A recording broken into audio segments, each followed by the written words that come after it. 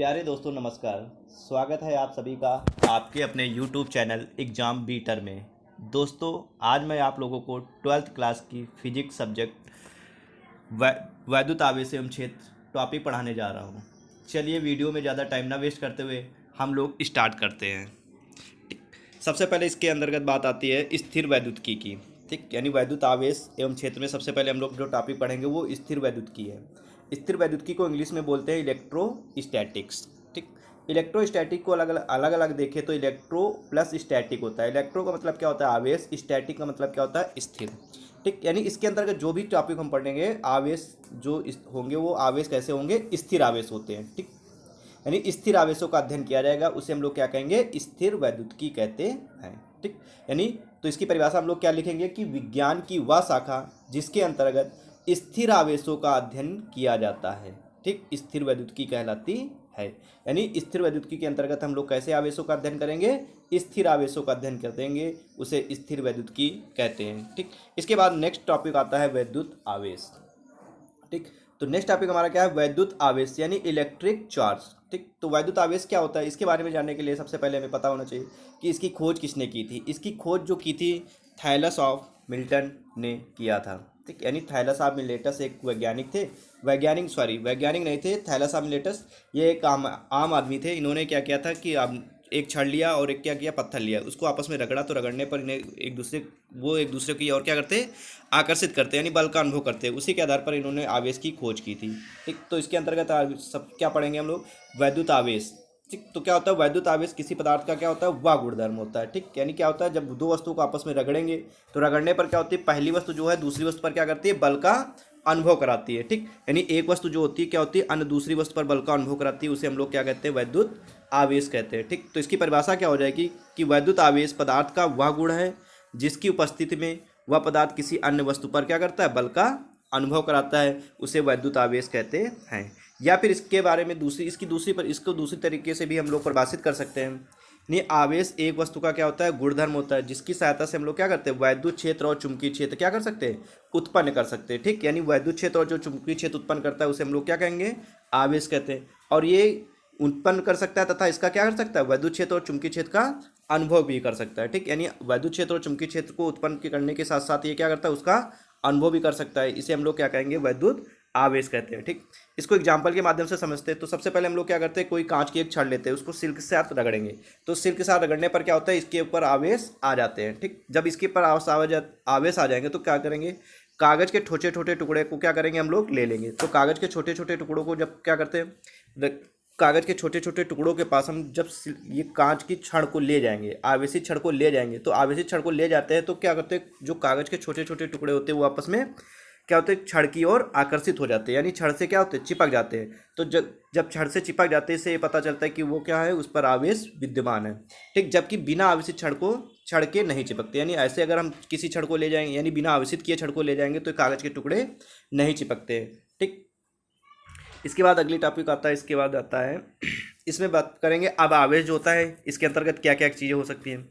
तो वैद्युत आवेश जो होता है, इसका जो आवेश होता है, आवेश की परिभाषा के अनुसार उसका सूत्र जो होता है, आवेश का धारा इंटू समय। यानी आवेश को सबसे पहले डिनोट कहाँ से करेंगे और इसका मात्रक क्या होता है, इसकी विमा, इसके बारे में हम लोग पढ़ेंगे। तो सबसे पहले वैद्युत आवेश जो की एसआई इकाई होती है वो क्या होती है, कूलाम। यानी वैद्युत आवेश का जो मात्रक होता है वो क्या होता है, कूलाम होता है, और उसे काहे से डिनोट करते हैं, सी से डिनोट करते हैं। ठीक, अब दूसरी बात आती है वैद्युत आवेश जो होता है एक कैसी राशि होती है, अदिश राशि होती है। ठीक, कैसी राशि होती है, अदिश राशि। यानी वैद्युत आवेश जो होगा एक अदिश राशि होती है, और इसका जो सूत्र होता है वो आवेश बराबर कितना होता है, धारा इंटू समय। अब इसकी विमा की बात करें तो इसकी विमा के लिए क्या करेंगे, तो विमा जो होती है हमारी, इसकी मात्रा क्या होता है, धारा इंटू समय। ठीक, धारा को जो लोग हम लोग काहे में डिनोट करते हैं, आई से। यानी धारा की जो विमा होती है आई होती है, और समय की विमा कितनी होती है, टी होती है। ठीक, तो इसको एक साल लिखेंगे तो कितनी हो जाएगी, इसकी विमा कितनी होती है, ए इंटू टी होगी। ठीक, अब दूसरी बात आती है, अब नेक्स्ट टॉपिक इसका है आवेश की संकल्पना। ठीक, आवेश की कॉन्सेप्ट ऑफ चार्ज। ठीक, यानी आवेश की संकल्पना जो हम लोग करते हैं किसके आधार पर करते हैं, इलेक्ट्रॉन के आधार पर दिया जाता है। ठीक, आवेश की संकल्पना को हम लोग किसके आधार पर देंगे, इलेक्ट्रॉन के आधार पर दिया जाता है। ठीक, तो सबसे पहले हम लोग क्या करेंगे, इसके लिए एक सोडियम का टुकड़ा ले लेंगे, सोडियम। ठीक, जिसका इलेक्ट्रॉनिक विन्यास कितना होता है 2, 8 और 1, यानी इसमें इलेक्ट्रॉनों की संख्या कितनी होती है 11 और प्रोटॉनों की संख्या भी कितनी होती है 11 होती है। ठीक, अब इसके लास्ट अब इसका इलेक्ट्रॉनिक विन्यास में देखते हैं तो सबसे लास्ट में क्या आता है 1, यानी इसमें इलेक्ट्रॉन बाह्य कोश में कितने इलेक्ट्रॉन होते हैं 1 होते हैं। तो इसमें अगर 7 इलेक्ट्रॉन होते या 6 इलेक्ट्रॉन होते तो इससे क्या करते हैं इलेक्ट्रॉन ले सकते हैं, लेकिन जब कम इलेक्ट्रॉनों की संख्या कम होती तो इलेक्ट्रॉन उसको क्या करेगा दे देगा। ठीक, तो जब इससे एक इलेक्ट्रॉन देंगे तो इस पर कौन सा चार्ज आ जाएगा प्लस का चार्ज आ जाएगा, और यहाँ इलेक्ट्रॉनों की संख्या कितनी बचेगी 10 और प्रोटॉनों की संख्या क्या रहेगी 11। तो यहाँ पर इलेक्ट्रॉनों की क्या हो रही है कमी। ठीक, तो इलेक्ट्रॉनों की कमी हो रही है तो इसका मतलब इस पर कौन सा आवेश आएगा धन आवेश। ठीक, तो इससे एक बात पता चलती है कि जो धन आवेश होते हैं उसमें इलेक्ट्रॉनों की कमी होती है। ठीक, तो धन आवेश की जो परिभाषा होगी वो क्या लिखेंगे, यानी वे आवेश जिनमें इलेक्ट्रॉनों की क्या होती है कमी होती है उसे क्या कहेंगे धन आवेश कहते हैं। ठीक, तो इसको एक बार फिर से देखते हैं। सबसे पहले जब हम लोग क्या करेंगे एक सोडियम का टुकड़ा लेंगे, सोडियम लेते हैं तो सोडियम में क्या होता है सोडियम का इलेक्ट्रॉनिक विन्यास कितना होता है 2, 8 और 1। इसके बाह्य कोश में कितने इलेक्ट्रॉन होते हैं 1 होते, तो ये इलेक्ट्रॉन क्या करेगा दान देगा। ठीक, तो जब ये इलेक्ट्रॉन दान दे देगा तो इस पर कौन सा चार्ज आएगा प्लस का आएगा। तो यहाँ पर इलेक्ट्रॉनों की क्या हुई 1 इलेक्ट्रॉन चला गया तो इसका मतलब इलेक्ट्रॉनों की संख्या कितनी होती है 10। प्रोटॉनों में कोई अंतर नहीं होता, इसका मतलब प्रोटॉनों की संख्या क्या रहेगी 11। तो यहाँ पर इलेक्ट्रॉन पहले 11 थे अब कितने हो गए 10, तो इसमें इलेक्ट्रॉनों की क्या हो गई कमी। ठीक, तो इलेक्ट्रॉनों की कमी के कारण कौन सा आवेश आया था यहाँ पे प्लस, तो इसका मतलब धन आवेश होता है। तो धन आवेश की परिभाषा क्या लिखेंगे, यानी वे आवेश जिनमें इलेक्ट्रॉनों की क्या होती है कमी, उसे हम लोग क्या कहेंगे धन आवेश कहते हैं। ठीक, इसमें हम दूसरी बात लेते हैं, मान लिया कोई Cl ले लिया, ठीक क्लोरीन Cl, तो इसमें इलेक्ट्रॉनिक विन्यास करेंगे तो कितना होता है 2, 8, 7। ठीक, इसके बाह्यतम कोश में कितने इलेक्ट्रॉन है 7 है। ठीक, अब इसके बाह्यतम कोश में 7 इलेक्ट्रॉन है तो ये इलेक्ट्रॉन देगा नहीं। ठीक, क्या करेगा ये इलेक्ट्रॉन लेगा, तो एक इलेक्ट्रॉन इस पे लेंगे तो लेने का मतलब क्या होगा इस पे कौन सा चार्ज आएगा माइनस का चार्ज आएगा, और इसमें इलेक्ट्रॉनों की संख्या कितनी हो जाएगी पहले कितने थे इलेक्ट्रॉन 17 और अब हो गए 18, तो इसमें इलेक्ट्रॉनों की क्या हो गई अधिकता हो गई। ठीक, तो इलेक्ट्रॉनों की अधिकता हो गई तो अधिकता के कारण कौन सा आवेश आया था माइनस का, तो इसलिए कौन सा आवेश हो जाएगा ऋण आवेश। ठीक, तो अब ऋण आवेश की जो परिभाषा होगी क्या हो जाएगी इलेक्ट्रॉनों की अधिकता के कारण ठीक जो आवेश आते हैं उसे हम लोग क्या कहेंगे ऋण आवेश। ठीक, यानी वे आवेश जिनमें इलेक्ट्रॉनों की क्या होती है अधिकता उसे हम लोग क्या कहेंगे ऋण आवेश कहते हैं। ठीक, अब इसमें नोट करके एक बार लिखेंगे कि धन आवेश और ऋण आवेश को जो चिन्ह दिया था वो किसने दिया था।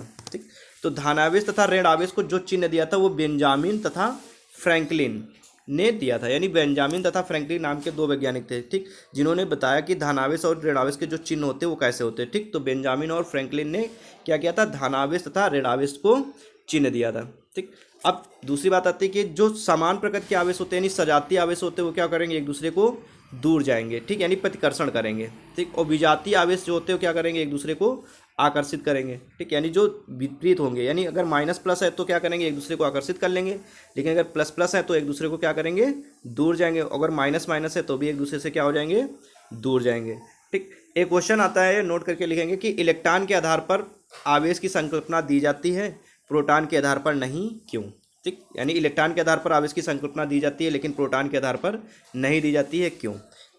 तो उसके लिए क्या होता है प्रोटॉन को जो द्रव्यमान होता है वो इलेक्ट्रॉन के द्रव्यमान का कितना होता है 1837 गुना होता है। ठीक, यानी जो प्रोटॉन का द्रव्यमान होता है इलेक्ट्रॉन के द्रव्यमान से 1837 गुना होता है, इसलिए हम लोग क्या करेंगे प्रोटॉन के आधार पर आवेश की संकल्पना नहीं दे सकते। ठीक, दूसरा इसका मेन टॉपिक क्या होता है कि प्रोटॉन जो होता है प्रबल नाभिकीय बल से जुड़े होते हैं, यानी प्रोटॉन क्या होता है नाभिक के अंदर होता है जो क्या होता है नाभिकीय बल से जुड़े होते हैं, इसलिए इसको क्या होता है बाहर निकालना क्या हो जाएगा असंभव हो जाएगा। ठीक, यानी प्रोटॉन जो होंगे प्रबल नाभिकीय बल से जुड़े होने के कारण इसको बाहर निकालना असंभव होता है, इसलिए आवेश की संकल्पना हम लोग क्या करते हैं इलेक्ट्रॉन के आधार पर दे सकते हैं प्रोटॉन के आधार पर नहीं। आगे बढ़ते हैं दोस्तों, आवेश का क्वांटमीकरण। नेक्स्ट टॉपिक है आवेश का क्वांटमीकरण। ठीक, तो आवेश का क्वांटमीकरण क्या होता है, यानी क्वांटमीकरण के सिद्धांत के अनुसार आवेश इलेक्ट्रॉन का क्या होता है एक पूर्ण गुणज होता है, यानी इसके फार्मूला क्या होता है Q बराबर NE।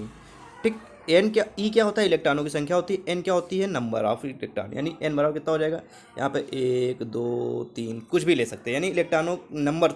ठीक, यानी कितने इलेक्ट्रॉन हैं तो उसका क्या हो जाता है पूर्ण गुणज होता है। ठीक, यानी एक पूर्ण गुणज होगा, यानी 1 2 3। ठीक, ये नहीं हो सकता कि माइनस का 1 हो माइनस का 2। ठीक, इस प्रकार नहीं। ठीक, यानी क्या होता है क्वांटमीकरण के सिद्धांत के अनुसार किसी वस्तु पर जो आवेश होता है इलेक्ट्रॉन के आवेश का क्या होगा पूर्ण गुणज होता है। ठीक, आवेश के अनिश्चित रूप से विभाजित नहीं किया जाए, यानी आवेश को अनिश्चित रूप से विभाजित नहीं किया, यानी आवेश होता है उसको क्या कर सके एक अनिश्चित रूप से हम लोग इसको विभाजित नहीं कर सकते, यानी क्यू। तो इसके लिए फार्मूला क्या होता है Q बराबर NE। ठीक, एन की वैल्यू भी हमने बताई कि क्या हो सकती है 1 2 3 इस प्रकार ले सकते हैं। ठीक, तो क्या लिखेंगे, आवेश का क्वांटमीकरण में क्वांटमीकरण के सिद्धांत के अनुसार किसी वस्तु पर आवेश जो होता है इलेक्ट्रॉन का क्या होगा, पूर्ण गुणज होता है, अर्थात आवेश को अनिश्चित रूप से विभाजित नहीं किया जा सकता है। ठीक, इसमें आता है आवेश का संरक्षण नियम। ठीक, आवेश संरक्षण का नियम क्या होता है, यानी विल्किन निकाय की प्रक्रिया में हम लोग क्या करते हैं, प्रक्रिया के पूर्व तथा प्रक्रिया के पश्चात नेट आवेश जो होता है शून्य यानी संरक्षित रहता है। ठीक, तो आवेश संरक्षण के नियम, आवेश संरक्षण को इस प्रकार भी कहते हैं, आवेश को ना तो नष्ट किया जा सकता है ना ही उत्पन्न किया जा सकता है। ठीक, आवेश क्या होता है, ना ही उत्पन्न किया जा सकता है ना ही इसे क्या किया जा सकता है, नष्ट किया जा सकता है। ठीक।